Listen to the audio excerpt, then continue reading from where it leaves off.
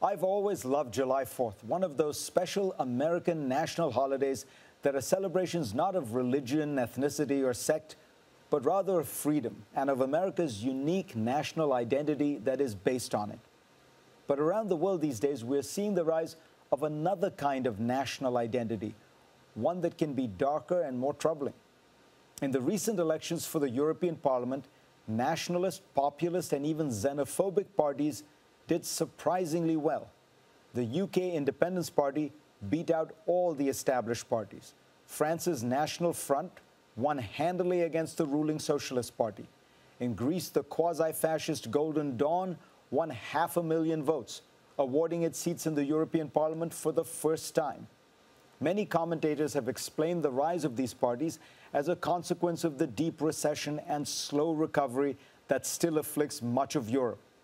But similar voting patterns can be seen in countries like Austria, Denmark, the Netherlands, Finland, and Sweden, which are all doing quite well economically. And the parties that do well center their agenda not on economics, but on immigration and culture, on promoting national identity. You can see it not just in Europe, but around the world. Look at Prime Minister Abe and his plan to reinterpret Japan's pacifist constitution and remilitarize after 70 years. Or Putin in Russia, Erdogan in Turkey, Xi Jinping in China. In all cases, assertive nationalism is a core part of the leader's appeal. Why is this happening? Well, one explanation is that as globalization and technological revolutions transform the world, people feel uneasy at the pace of change, and they search for something they can hold on to as a source of succor and stability. Look around the world, and everywhere we see this phenomenon. People are worried that their country is changing beyond recognition, and that they are being ruled by vast, distant forces, whether the European Union in Brussels, the IMF, or the federal government in Washington, forces that are beyond their control, and by people who do not share their values. The rise of the Tea Party fits this pattern.